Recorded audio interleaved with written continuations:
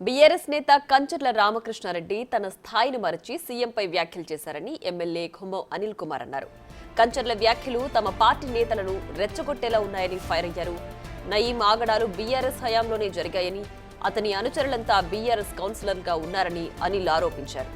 వందల ఎకరాలతో మాజీ MLA Paila Shekhar Reddy venture వేసుకుని అసైన్డ్ ల్యాండ్ కబ్జా పెట్టారంటూ దుయ్యబట్టారు. ధరణి పేరుతో వందల ఎకరాలను కబ్జా చేసిన చరిత్ర బీఆర్ఎస్ పార్టీదని అనిల్ మండిపడ్డారు. మీరైనా మేమైనా ఇది డెమోక్రటిక్ వేలో మాట్లాడాలి, ప్రజాస్వామ్య పద్ధతిలో మాట్లాడాలి. కానీ ఇది తప్పు అని కూడా దీన్ని ఖండిస్తున్నాం, తీవ్ర స్థాయిలో ఖండిస్తున్నాం. మళ్ళా ఇట్లాంటి ఘటనలు మళ్ళా జరగొద్దని కూడా ఈరోజు మేము వార్నింగ్ ఇస్తున్నాం.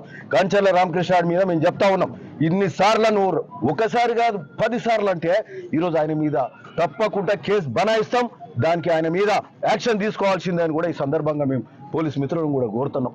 నిన్న మా వాళ్ళు కూడా ఇక్కడ టౌన్ కాంగ్రెస్ కేసు చేసారు కదా, ఆయన మీద కూడా చేసారు, మా యూత్ మీద కూడా కేసు అయింది.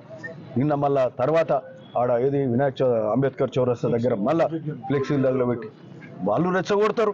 నిన్న గడబడికి అంతా కూడా కారణం కంచర్ల రామకృష్ణ వాళ్ళ ప్రెస్ మీట్ అంటే కెలుగుచ్చుకునే కార్యక్రమం. ప్రజా జీవితంలో లేరు, ప్రజల మొత్తం కనుమరుగు అయ్యే సమయంలో రెచ్చగొట్టి పబ్బం గడుపుకునే కార్యక్రమం చేస్తున్నారు తప్పితే ఇంకొకటి లేదు.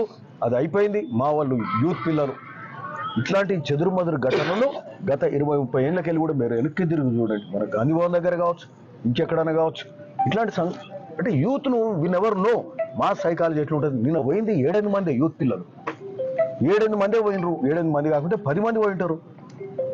ఎటువంటిది అంటే వాళ్ళు ఒకరో ఇద్దరు ఎక్కువ టెంప్ట్ అయిపోతారు. ఇప్పుడు సీఎం స్థాయి వ్యక్తిని అట్లా అంటే ఆ విధంగా ఓసారి జరగడానికి ఆస్కారం ఉన్నది. ఎమోషన్స్ కంట్రోల్ చేయలేం. మరి ఇక్కడ ప్రజాప్రతినిధి పైల శేఖర్ రెడ్డి ఏమంటుండు, గుండాలంట, గుండాలు లెక్క పడుతున్నా మా యూత్ కాంగ్రెస్ పిల్లలు. నీకు 30-40 మంది పోయిరంట, వాళ్ళు చూస్తే ఎట్లున్నారు, చిన్న పిల్లల యూత్ పిల్లలు 20-25 ఏళ్ళ పిల్లలను పట్టుకొని గుండాలంటున్నాడు. గ్రాడ్యుయేట్ చదువుకున్న యువతను నువ్వు గుర్తుపడతావా? నీ కార్యకర్తనే నువ్వు గుర్తుపట్టవు, వాళ్ళని గుండాలంట. అవును, మా వాళ్ళను గుండాలంటే స్థాయి అంటే అవతల వాళ్ళను డిస్రెస్పెక్ట్ చేయకండి, గుండాలని మాట్లాడితే ఇది తప్పుడు కార్యక్రమాన్ని కూడా చెప్తా ఉన్నాం ఈరోజు మేము కూడా.